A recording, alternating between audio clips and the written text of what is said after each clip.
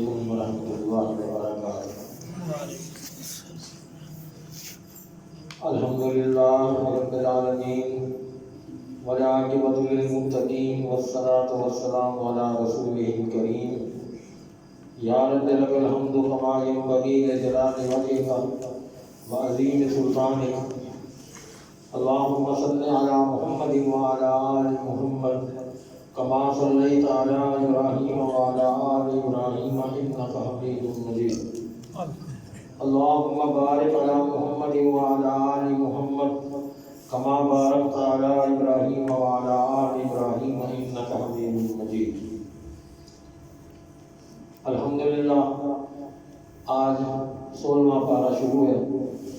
کل ہم نے سورۃ کہف چھوڑ دی، یہاں سے پڑھیں گے تو سورۃ کہف پڑھنے کے بارے میں ہے، تو کچھ تھوڑا سا مختصر سا اس کا جائزہ لے کے سورۃ کہف کا پھر آگے اپنا سبق جاری رکھتے ہیں۔ اللہ تعالیٰ ہمیں سمجھنے کی توفیق عطا فرمائے۔ سورۃ کہف بڑی اہمیت کی حامل سورت ہے۔ اللہ کے نبی صلی اللہ علیہ وسلم فرماتے ہیں کہ جس شخص نے جمعہ کے دن سورۃ کہف کی تلاوت کی اس کے لیے 2 جمعوں کے درمیان میں روشنی پیدا کر دی جائے گی، روشن رہے گا۔ اس کی کوشش کرنی چاہیے کہ سورۃ کہف کی تلاوت ہر جمعے کو ضرور کی جائے۔ اور ایک اور حدیث ہے سنن ابی داؤد کی، اس میں بھی سیدنا ابو درداء رضی اللہ تعالیٰ عنہ سے روایت ہے کہ رسول اللہ نے فرمایا کہ جس شخص نے سورۃ کہف کی پہلی 10 آیتیں حفظ کر لی، پہلی 10 آیتیں حفظ کر لی، اللہ رب العزت اسے دجال کے فتنے سے محفوظ رکھے۔ سورۃ کہف کی اس کا نام اصحاب کہف کے نام پہ رکھا گیا ہے۔ ایک بادشاہ سیدنا حضرت عیسیٰ علیہ السلام کے پیروکاروں پر بہت ظلم کرتا تھا۔ کچھ نوجوان اسلام قبول کر آئے، دین قبول کر آئے حضرت عیسیٰ علیہ السلام کا، لیکن انہیں یہ خطرہ پیدا ہو گیا کہ یہ بادشاہ انہیں مار دے گا، سنسار کر دے گا، قتل کروا دے گا۔ تو انہوں نے رات کے اندھیرے میں ہجرت اختیار کی، ہجرت بھی کرتے ہیں، یہاں سے نکل جاتے ہیں، یہ بادشاہ ہمیں مروا دے گا تو ہم یہاں سے نکل جاتے ہیں۔ وہ جناب رات کو نکلے، ان میں سے ایک شخص کے گھر سے کتا بھی اس کے ساتھ چل پڑا۔ وہ بہت کوشش کرتے رہے کہ یہ رہ جائے، لیکن وہ کیونکہ پالتو کتا تھا وہ ساتھ روانہ ہو گیا۔ اور وہ اندھیرے میں سفر کرتے تھے، دن میں نہیں کرتے تھے کہ کہیں رات کو تو پتہ نہیں لگتا کسی کو ہم سفر کر لیں، دن میں کوئی دیکھ نہ لے ہمیں، اس خوف سے، اس ڈر سے وہ سفر کرنا شروع کیا انہوں نے۔ اب وہ جناب ایک غار میں چھپے، رات جب صبح ہونے لگی، رات کو تو سفر کرتے رہے، صبح کا جب دن چاندنے لگا تو انہوں نے کہا کہ اب ہم ذرا نظر نہ آئے لوگوں کو، تو ایک غار نظر آئی، پہاڑ کی غار میں چھپ جاتے ہیں، دن سارا یہاں گزارتے ہیں، آرام بھی ہو جائے گا، جیسے دن ڈھلے گا، رات ہوگی، ہم اپنا سفر جاری رکھیں گے، چل پڑیں گے۔ اللہ اکبر۔ اب وہ غار میں جب پہنچے، اللہ تعالیٰ نے، اللہ فرما رہا ہے میں نے انہیں وہیں پر سلا دیا، ان کو نیند آ گئی، سو گئے۔ کتنا سوئے؟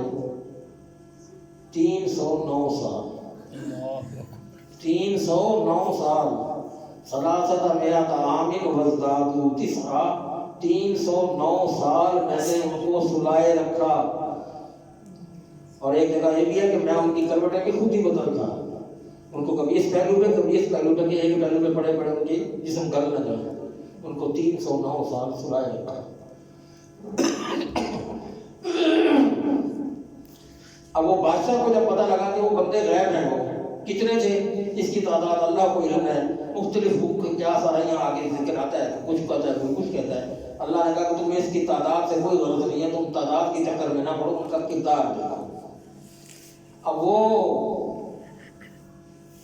بادشاہ نے دیکھا کہ وہ بندے غائب ہیں، بڑی تلاش جستجو کی گئی، وہ نہ مل سکے کہیں، تو بادشاہ نے کیا کیا کہ ایک ان کا جو نام، ان کے نام اور حلیے، شکل و صورت بھی ایسے، رنگ کے ایسے بندے ہیں، ان کے وہ لکھ کے ایک بورڈ پر درج کرا کے جو ملک کا خزانہ تھا اس میں جمع کرا دیے کہ اگر میں نہ بھی رہوں تو میرے آنے والا جو بادشاہ بھی ہوگا وہ ان کو پکڑ کے قتل ضرور کروائے گا، تاکہ وہ بورڈ میں دفتر میں محفوظ ہو۔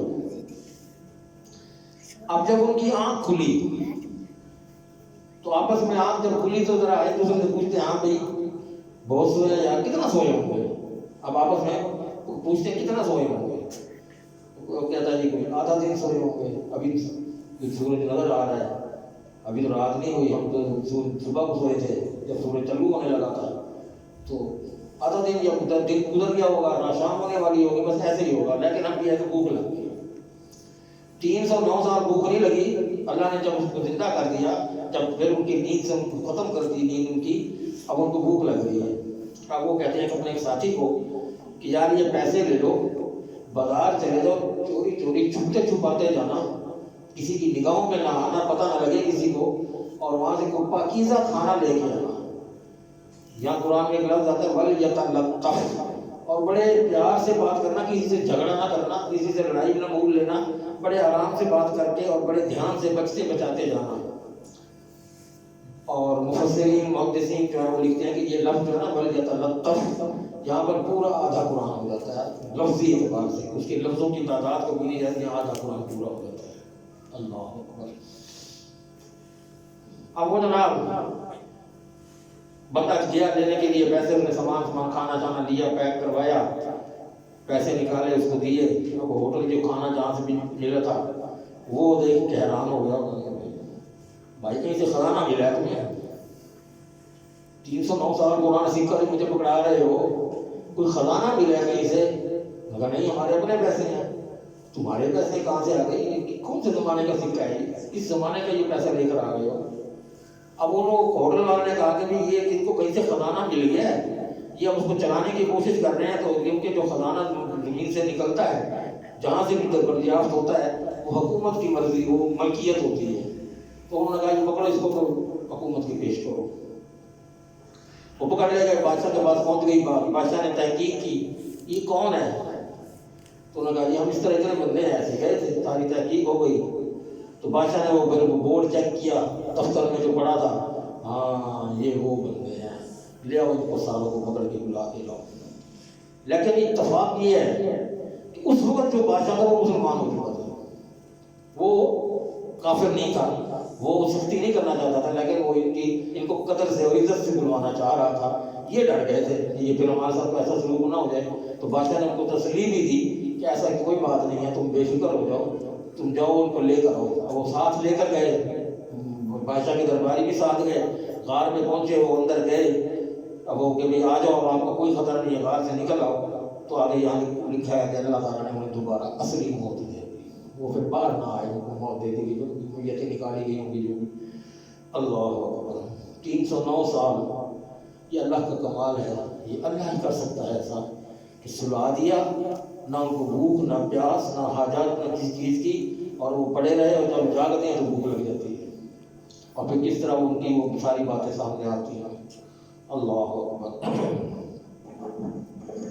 یہ واقعہ بیان کر کے دراصل مسلمانوں کو ہجرت کا سبق دیا جا رہا ہے، جیسے میں پہلے بھی بیان کر رہا ہوں کہ ہجرت کرنی چاہیے، جب حالات موافق نہ رہے تو ہجرت کرنی چاہیے۔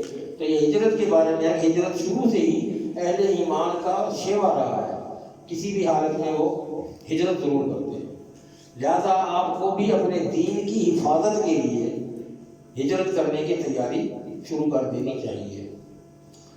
اللہ اکبر۔ قرآن مجید میں کبھی بھی کوئی تنہا واقعہ بیان نہیں کرتا اللہ، بلکہ اس واقعے کے ضمن میں مسلمانوں کو سبق آموز نصیحتیں بھی دی جاتی ہیں۔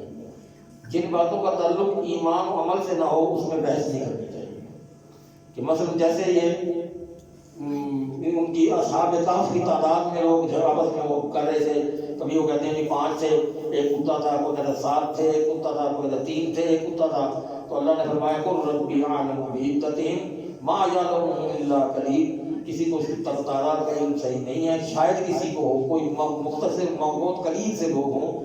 فلا تمار فیہم الا مراء ظاہرا ولا تستفت فیہم منہم احدا، کہ تمہیں ان کی تعداد سے بحث کرنے کی ضرورت نہیں ہے، تمہارے اس کی کام، وہ تمہارا کام نہیں ہے، تم اس کے بارے میں کوئی فیصلہ صادر نہ کرو کتنے تھے یا کتنے نہیں تھے، اللہ ہی اس کی تعداد کو بہتر جانتا ہے۔ ایک سبق اس میں یہ، اس صورت میں یہ ملا کہ کبھی بھی کوئی کام کرنے کے لیے کسی سے کہو اچھا یار میں یہ کام کل کروں گا، یوں مت کہو، بلکہ کہو انشاءاللہ، ولا تقولن لشیء انی فاعل ذلک غدا، یار یہ کام میں کل کر دوں گا، کل تم نے دیکھی ہے، تم گارنٹی دے سکتے ہو کل تم ہوگے؟ تو اسی لیے اللہ فرماتا ہے الا ان یشاء اللہ، کہ جب یہ بات کہو تو سوائے اس کے کہ آپ اللہ کا ساتھ اللہ کی مرضی کو شامل کرو گے، اللہ نے چاہا تو میں کل یہ کام کروں گا۔ وَاذْكُرْ رَبَّكَ، اور اپنے رب کا یاد کرو، اس کا ذکر کرتے رہو، اذا نسیت، اور جب کوئی بات بھول جاؤ تو اللہ کو یاد کرو، بات یاد آ جاتی ہے۔ وَقُلْ عَسَىٰ أَن يَهْدِيَنِ رَبِّي إِلَىٰ أَقْرَبَ مِنْ هَٰذَا رَشَدًا، اور یہ بھی کہتے ہیں کہ امید ہے کہ میرا رب مجھے اس سے قریب تر بھلائی کی بھی ہدایت دے دے گا۔ اللہ اکبر جی۔ اچھا جی، آگے ہے جناب دو بھائیوں کا ذکر ہے یہاں پر، دو دوست تھے یا بھائی تھے آپس میں، ایک کافر تھا ایک مسلمان تھا۔ مسلمان جو تھا وہ غریب تھا اور کافر جو ہے وہ بڑا مالدار تھا، اس کے بڑے باغات تھے کھجور کے، انگور کے، اور ان میں بڑی کھیتی بھی تھی، کھیتی باڑی بھی ہوتی تھی، اس میں ساتھ نہر بھی تھی، پانی کی بھی فراوانی تھی، کسی چیز کی کوئی کمی نہیں تھی۔ اس وجہ سے وہ باغ بڑا ہی زبردست پھلدار باغ تھا، اور وہ کافر کا باغ تھا۔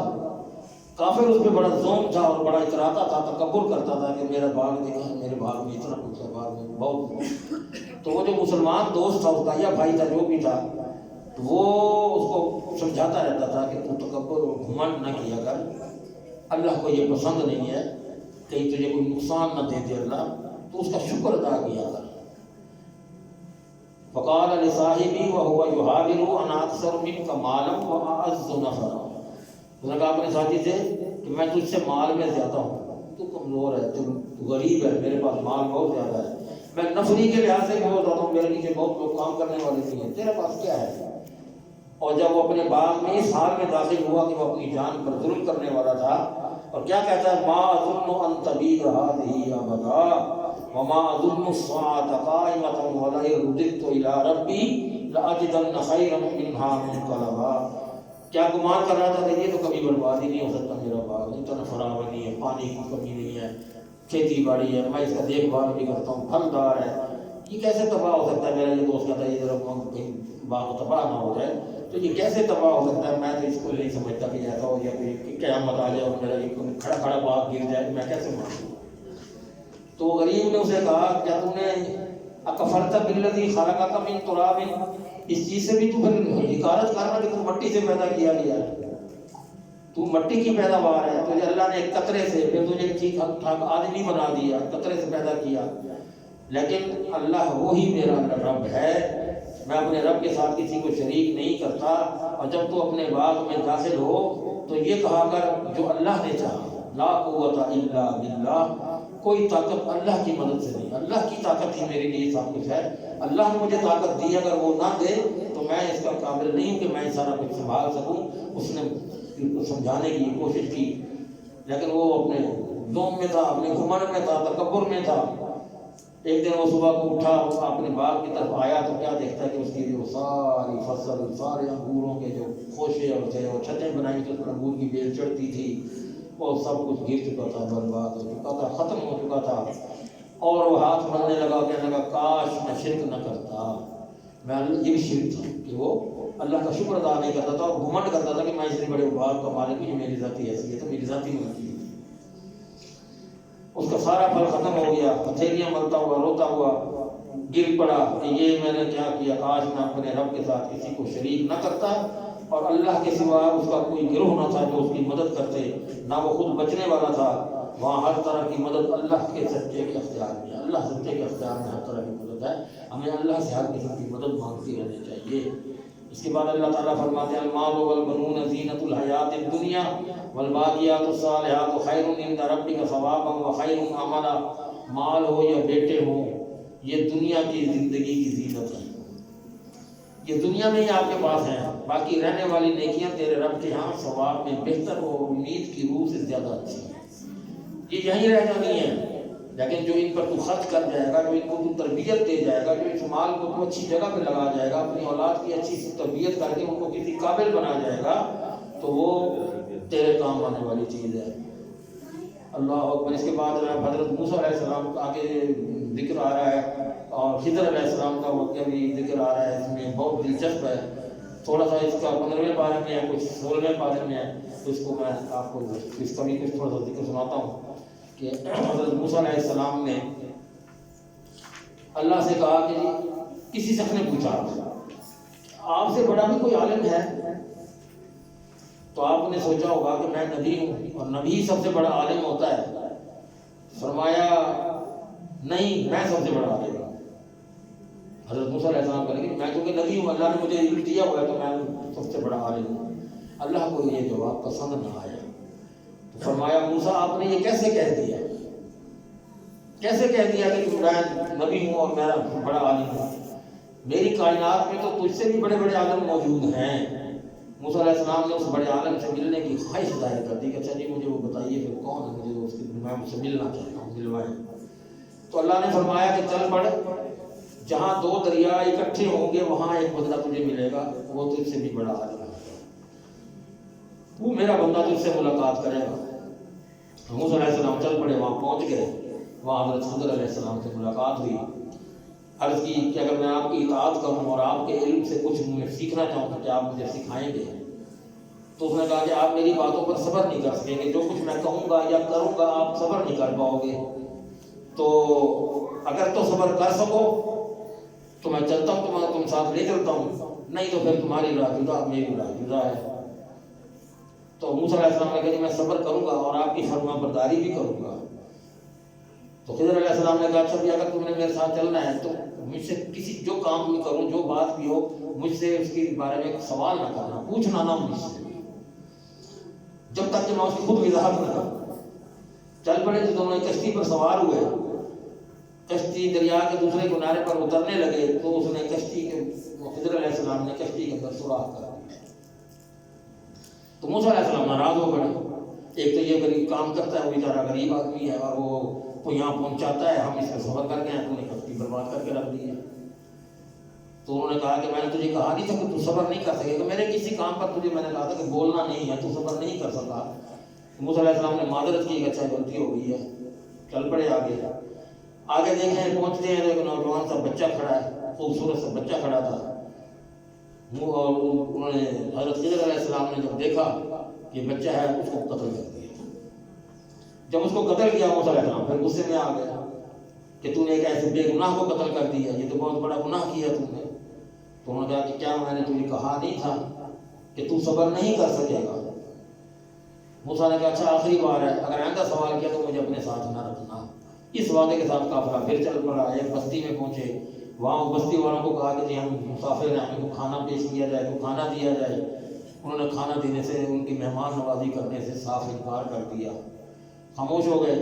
اب یہ چاہتے تو وہاں سے نکل کر ناراض ہو کر نکل جاتے، لیکن نہیں، گزر رہے تھے، دیکھا ایک دیوار گری کھڑی ہے. تو خضر علیہ السلام دیوار کی تعمیر کرنے کے لیے دیوار کو دوبارہ کھڑا کرتا ہے. اب وہاں پر موسیٰ علیہ السلام کہتے ہیں یار تم عجیب بات کرتے ہو، کھانا مانگا انہوں نے کھانا نہیں دیا، ہمیں مسافر سمجھ کے بھی انہوں نے ہماری خدمت نہیں کی، ہمیں تھوڑا بہت ہماری ضیافت کر دیتے، اور تو نے کھڑی ان کی دیواریں تعمیر کرنے کھڑا ہو گیا. یہ کیا کیا تم؟ تو پھر ان سے معاوضہ تو لے لیتا، تو معاوضہ لیتا تھا کہ ہم اس سے کچھ کھانا کھا لیتے. خضر علیہ السلام نے کہا بس اب تیرا میرا ساتھ ختم، اب نہیں چل سکتے ہم، تو نہیں رہ سکتا، بات تو اس سے نہیں ہو سکتا. لیکن اب میں تجھے بتاتا جاتا ہوں کہ یہ 3 کام جو میں نے کیے ہیں، جن پر تو بار بار اعتراض بھی کرتا رہا، یہ کیوں کیے ہیں. بڑی لمبی اس کی پھر تفصیل آتی ہے. اما السفینۃ فکانت للمساکین یعملون فی البحر. میں اردو میں اس کا سارا ترجمہ بتاتا جاتا ہوں کہ وہ جو کشتی تھی سب سے پہلے جس میں نے سوراخ کیا تھا، وہ بیچارے غریب آدمی اللہ کی تھی، وہ اس پر کماتا تھا. لیکن میں نے دیکھ لیا تھا کہ وہ جو بادشاہ ہے اس علاقے کا، وہ ان غریب ملاحوں کی کشتیوں کو غصب کر رہا تھا، قبضہ کر رہا تھا، چھین رہا تھا ان سے. تو میں نے اس کشتی کو عیب دار کر دیا کہ اس میں سوراخ ہوگا، یہ چلنے کے قابل نہیں، اس میں پانی بھرا ہوا بادشاہ کہے گا یہ تو خراب ہے، اس کو کیا لے جا کے چھوڑ دے گا، وہ اس کی ریپیئر کر کے ہوگا، کام چلا لے گا پھر دوبارہ. تو میں نے اس لیے اس کو سوراخ کیا، اس کو خراب کیا تھا. اچھا جی، اب دوسرا رہا لڑکا جس کو میں نے قتل کیا تھا. تو اس لڑکے کے والدین جو تھے، ماں باپ دونوں بہت مومن تھے، نیک لوگ تھے. یہ بچہ جو ہے یہ کافر تھا، یہ ان کے لیے نقصان دہ تھا، سرکش تھا اور کفر میں پھنسا ہوا تھا. تو مجھے یہ ڈر تھا کہ یہ ماں باپ کو بھی لے ڈوبے گا، ان کی وہ شفقت بدری میں اس کا ساتھ دیں گے یہ ان کی زندگی بھی برباد کرنے کا، لہٰذا میں نے اس کو قتل کر دیا تاکہ اللہ تعالیٰ انہیں کوئی ایک نیک بیٹا اور دے دے۔ تیسری چیز اب آ گئی وہ دیوار، جو دیوار میں نے تعمیر کی تھی وہ شہر میں کوئی 2 یتیم بچے رہتے تھے، وہ ان کی دیوار تھی۔ ان کا باپ بڑا نیک آدمی تھا، وہ اس نے مرنے سے پہلے، بچے بہت چھوٹے تھے، ان کے لیے اپنا کچھ اثاثہ کو خزانہ اس دیوار کے بنیادوں میں چھپا دیا کہ یہاں پر رہے، محفوظ رہے، تاکہ ان بچوں سے کوئی چھین نہ لے۔ یہ بچے جب بڑے ہوں گے، جوان ہوں گے، خود ہی اپنے اس تعمیر کے لیے دیوار کو ہلائے ہوں گے تو اس میں سے سامان نکال لیں گے۔ لیکن وہ دیوار چونکہ گرنے کو ہو رہی تھی، مجھے اس کا خزانہ نظر آیا تھا، میں نے اس کو دیوار کو واپس تعمیر کر دیا۔ لیکن یہ بات سن لے، یہ جو تینوں کام میں نے کیے میں نے اپنی مرضی سے نہیں کیے، یہ میرے رب کا حکم تھا، میرے رب کی مجھے پر وہی تھی جس کے ذریعے میں نے یہ تینوں کام کیے تھے۔ اصل حقیقت یہ ہے جن پر تو صبر نہیں کر سکا۔ آگے جناب ذوالقرنین بادشاہ کا ذکر ہے، جس نے مشرق سے مغرب تک ساری زمین پر حکومت کی۔ اس نے اپنی سلطنت کا دورہ کیا، پھر مغرب تک گیا، مشرق تک گیا، پھر چلتا ہوا 2 پہاڑوں کے درمیان پہنچا۔ وہاں کے لوگوں نے شکایت کی کہ یاجوج ماجوج بڑے تنگ کر رہے ہیں، انہیں کچھ کیا جائے، اس کے کو روکنے کے لیے کوئی دیوار بنائی جائے۔ تو بادشاہ نے لوہے اور تانبے سے ایک پہاڑ سے دوسرے پہاڑ تک دنیا کی طویل ترین دیوار کھڑی کر دی اور ان سے کہا فَمَسْتَطَاعُوا أَن يَظْهَرُوا وَمَا اسْتَطَاعُوا لَهُ نَقْبًا۔ پھر نہ ان میں یہ طاقت رہی کہ اس پر چڑھ سکیں اور نہ وہ اس میں کوئی سوراخ کر سکے، کیونکہ وہ تانبے کی اور اس کی بنی ہوئی تھی، لوہے کی، سوراخ بھی نہیں کر سکے، چڑھ بھی نہیں سکے۔ کہا یہ میرے رب کی طرف سے ایک رحمت ہے، پھر جب میرے رب کا وعدہ آ گیا تو وہ اسے زمین کے برابر کر دے گا، وہ اسے ختم کر دے گا۔ آگے جی سورت مریم آ رہی ہے۔ سورت مریم یہ حضرت عیسیٰ علیہ السلام کی والدہ بی بی مریم علیہ السلام کے نام پر رکھی گئی ہے، اس کا نام رکھا گیا ہے۔ یہ مکہ کے آپ صلی اللہ علیہ وسلم کے قیام کے درمیانے دور میں نازل ہوئی تھی۔ اس سورت کی ایک بڑی ایک خاص اہم بات یہ بھی ہے، اللہ اکبر، کہ یہ حضرت عمر بن خطاب اس سورت کی تلاوت، اس قرآن کی اس سورت کی تلاوت سن کر مسلمان ہوئے تھے۔ آپ جب دشمن تھے، جب نبی کریم جب نبوت آپ کو ملی اور آپ مبعوث کیے گئے تو آپ اس کی تبلیغ کرتے پھر رہے تھے، تو آپ نے سارے دشمن ہوئے تھے، ان میں عمر بھی شامل تھے، اس وقت تک وہ مسلمان نہیں ہوئے تھے۔ تو اب وہ سارے عمر ان کے بہت بہادر تھے، قوی تھے، تو بھائی جب تم جو ہے نا دیکھ رہے ہو، تم جا کے اس کو مار کیوں نہیں آتے، ختم کیوں نہیں کر رہا تھا وہ نہ۔ تو اس نے کہا جی اچھا جی میں جاتا ہوں، وہ تلوار لی کے چل پڑا کہ جی میں آج محمد صلی اللہ علیہ وسلم کو ختم کر کے آتا ہوں۔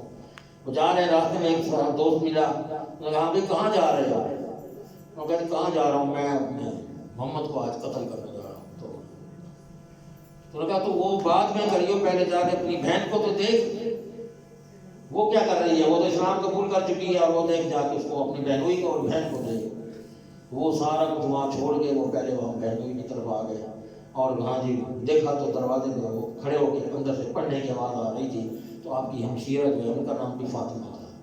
تو وہ اس سورت مریم کی ہے، نہیں وہ سورت طٰہٰ تھی، سوری طٰہٰ تھی، وہ سورت طٰہٰ کی تلاوت کر رہے تھے، میں ان کو پورا نک کر کے بولتی ہوں، اس کو پھر آگے طٰہٰ سورت میں پھر دوبارہ سنا دوں گا واقعہ۔ اب یہ مریم سورت جو ہے، اس میں حضرت عیسیٰ علیہ السلام کی پیدائش کا ذکر نہیں ہوا تھا۔ یہ ہم پہلے بھی پڑھ چکے ہیں، لیکن اب بھی اس کو ہمارے جو عیسائی بھائی ہیں وہ حضرت عیسیٰ علیہ السلام کو خدا کا بیٹا گردانتے ہیں، جبکہ ایسا نہیں ہے۔ تو اللہ تعالیٰ نے صاف یہاں پر پیدائش کا ذکر فرما دیا شروع سے ہی، قاف یا عین صاد ذکر رحمت ربک عبدہ زکریا اذ نادى ربہ نداء خفیا قال رب انی وہن العظم منی واستعل الراس شیبا ولم اکن بدعائک رب شقیا۔ حضرت زکریہ علیہ السلام اپنے رب سے دعا کر رہے ہیں، کبھی وہ چھپی ہوئی آواز، دھیمی آواز سے، کبھی بلند آواز سے، کہ اللہ میری ہڈیاں کمزور ہو گئی، انی وہن العظم، میری جو ہڈیاں بہت کمزور ہو گئی ہیں، میں بوڑھا ہو گیا ہوں، اور واشتعل الراس شیبا، میرا سر بھی سفید ہو گیا، میرے بال بھی سارے سفید ہو گئے ہیں، ولم اکن بدعائک رب شقیا، اور میں نے کبھی تجھے پکارنے میں بھی بے نصیب نہیں ہوں، میں ہر وقت تجھے ہی پکارتا ہوں، تجھ سے ہی مانگتا ہوں، اور اب میں یہ ڈرتا ہوں کہ میں مر گیا تو میرے بعد پیچھے میرے قرابت داروں سے ڈرتا ہوں کہ مجھے کوئی وارث نہیں ہے میرا، وہ کہیں گے بے وارثہ مر گیا۔ باتیں یہ نبوت کی کرتا تھا اور ہے اس کی اولاد ہی نہیں تھی، تو اب میں اب خود تو نہیں اس قابل، تو مجھے اپنی طرف سے ایک وارث عطا فرما کہ میرا بھی وارث بنے اور آل یعقوب کا بھی وارث بنے، اور میرے رب اسے پسند کیا ہوا بنا، وجعلہ رب رضیہ۔ تو اللہ تعالیٰ نے جواب میں کیا کہا، یا زکریا انا نبشرک بغلام اسمہ یحییٰ لم نجعل لہ من قبل سمیا۔ اے زکریا ہم تجھے لڑکے کی خوشخبری دیتے ہیں، بیٹا ہوگا تجھے اور اس کا نام یحییٰ ہے۔ یہ نام بھی میں تجھے یہاں سے آسمان سے بنا بھیج رہا ہوں، اور اس نام کا آج تک کوئی انسان نہیں ہے، یہ نام کسی کو بھی نہیں ملا، یہ پہلی دفعہ تیرے بیٹے کو یہ نام دیا جائے گا۔ اب وہ سن کے حیران ہوئے تو فرمانے لگے، قال رب انا یکون لی غلام وکانت امراتی عاقرا وقد بلغت من الکبر عتیہ۔ کیا میرے رب میرے لیے لڑکا کیسے ہوگا جبکہ میری بیوی شروع سے ہی بانجھ ہے اور میں تو بڑھاپے کی آخری حد کو پہنچ چکا ہوں۔ قال كذلك قال ربك هو علي هين وقد خلقتك من قبل ولم تك شيئا۔ تو رب نے فرمایا کہ میرے لیے سارا کام آسان ہے، میرے لیے کوئی مشکل نہیں ہے، میں جو چاہوں کروں، اور سن تجھے بھی تو میں نے پیدا کیا تھا، تو پہلے کچھ تھا، ولم تک شیئا، تو بھی تو کچھ نہیں تھا نا، تجھے بھی تو پیدا کیا، تو اب میں نہیں پیدا کر سکتا، تو میں پیدا کر سکتا ہوں۔ اس سے معلوم ہوا کہ حضرت یحییٰ علیہ السلام کی پیدائش بھی معجزہ تھی کہ باپ کہہ رہا ہے کہ میں اتنا بوڑھا ہوں، ماں بانجھ ہے، اللہ تعالیٰ نے کیا اپنا کمال دکھایا، قدرت کہ بانجھ بیوی سے بیٹا پیدا کر کے دکھا، یہ اللہ تعالیٰ نے۔ اسی طرح حضرت عیسیٰ علیہ السلام کی پیدائش کا تذکرہ ہے یہاں پر کہ وہ کس طرح بیوی مریم کو کہا کہ تم اس مکان پہ شرکی یا کونے میں ایک مکان تھا بستی سے ہٹ کے تم وہاں جا کے بیٹھ جاؤ، وہاں پر فرشتے کو بھیجا، وہ آیا، اس نے کہا کہ جی اللہ نے بھیجا ہے مجھے کہ تجھے وہ بیٹا عطا کرے گا، تو وہ کہ معاذ اللہ، میں اللہ سے اللہ کی پناہ میں آتی ہوں، تو ہٹ جا میرے سے دور ہو جا، مجھے کیسے بیٹا ہو سکتا ہے، مجھے تو آج تک کسی مرد نے ہاتھ نہیں لگایا، لم یمسسنی بشر، مجھے تو کسی مرد نے ہاتھ نہیں لگایا، تو میں کیسے اولاد ہو سکتی ہے، میرا بچہ کیسے ہو سکتا ہے؟ تو وہ کہنے لگے اللہ نے کہا ہے کہ یہ ہوگا، اس کے لیے سب کام آسان ہے۔ تو اب وہاں پر ان کو بٹھا دیا گیا، ٹھیک ہے جی ہو گئی، پریشان رونے لگے، وہ کمرے میں بیٹھی ہوئی ہیں۔ حضرت زکریا علیہ السلام کو حکم ہوا کہ آپ اس کی کفالت کے لیے باہر کھڑے ہوں، کھانا وانا جو بھی چیز ضرورت ہو، پانی وغیرہ اس کو لا کے دیں۔ اب وہ باہر بیٹھے ہوئے ہیں، تو جس وقت بھی وہ آ کے دروازہ کھولیں، بیوی کچھ چاہیے، کچھ پانی شانی چاہیے، تو وہ کہیں جی میرے پاس سب کچھ موجود ہے، آپ بھی دیکھ لیں، ہر چیز کھانے کی پڑی ہوئی ہے۔ تو پھر نہ رہ سکے، آخر پوچھ ہی لیا، انا لگے ہاضا، یہ کہاں سے آیا تیرے پاس؟ میں تو یہاں باہر بیٹھا ہوں دروازے کے آگے چوکی دار بن کے، میں نے تو نہیں دیکھا تیرے پاس، یہ کہاں سے آیا؟ قالت هو من عند اللہ، یہ اللہ نے میری طرف بھیجا ہے، اللہ بھیجتا ہے، مجھے جب بھوک لگتی ہے وہ خود ہی بھیج دیتا ہے، تو میں دے دیتا ہوں، میں پہنچ جاتا ہے، میں کھا لیتی ہوں۔ پھر وہاں جناب حضرت عیسیٰ علیہ السلام کی پیدائش ہوئی، تو وہ بڑی رونے لگ گئی کہ جو میں کاش میں مر جاتی، یہ نہ ہوتا، میں اب کیا کروں گی، کیسے منہ دکھاؤں گی جا کے؟ تو آپ اللہ نے فرمایا کہ بس وہ کر کے لے کے اس کو چل پڑ بستی کی طرف، تو نے بولنا نہیں، اب تو نے بات نہیں کرنی ہے، تجھ سے کوئی پوچھے بھی صحیح تو اس کی طرف اشارہ کر دینا۔ وہ گود میں لیے جا رہی ہیں تو آگے جناب لوگ پوچھنے لگے، یا اخت ہارون، یہ کیا تم نے کام کیا، اتنا گندا کام کیا، تو ایسی نہیں تھی، تیرا یا اخت ہارون ہے، ہارون کی بہن، ماں کان امک، نہ تیری ماں بری تھی، نہ تیرا باپ برا تھا، نہ تو خود بری تھی، لیکن یہ آج یہ کام کیا کر کے آ گئی ہے؟ فاشارت الیہ، اس کی طرف اشارہ کر دیا، کسی سے پوچھو۔ تو کہتے یہ کیسے بتائے گا؟ کیف نکلم من کان فی المہد صبیا، ایک دن کا بچہ اتنا چھوٹا تھا، یہ کیا کیسے بولے گا، یہ کیسے بتائے گا؟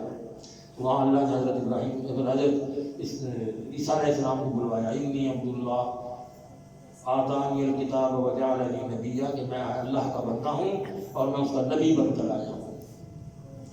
تو یہ حضرت عیسیٰ علیہ السلام کی پیدائش کا ہم تھوڑا سا نقصہ پہلے بھی پڑھ چکے ہیں، یہاں بھی تو ہم دوبارہ اس کے بعد حضرت ابراہیم علیہ السلام کی ہجرت کا واقعہ ہے، وقت اجازت نہیں دے رہا، تھوڑا سا اس کو باقی بچا لیتے ہیں، کچھ دو ایک واقعات ہیں انشاءاللہ کل کریں گے، وقت بہت کم ہوتا ہے، کام آگے بڑھا ہوتا ہے، تو اللہ تعالیٰ ہمیں وقت کی قلت ہے اس کی معافی دے، اور ہمیں دین کو سمجھنے کی بہت مددگار آگے واقعات شروع ہو رہے ہیں، تو انشاءاللہ اس کو پھر کرتے رہیں گے ساتھ ساتھ۔ وآخر دعوانا الحمد للہ رب العالمین، جزاک اللہ خیرا۔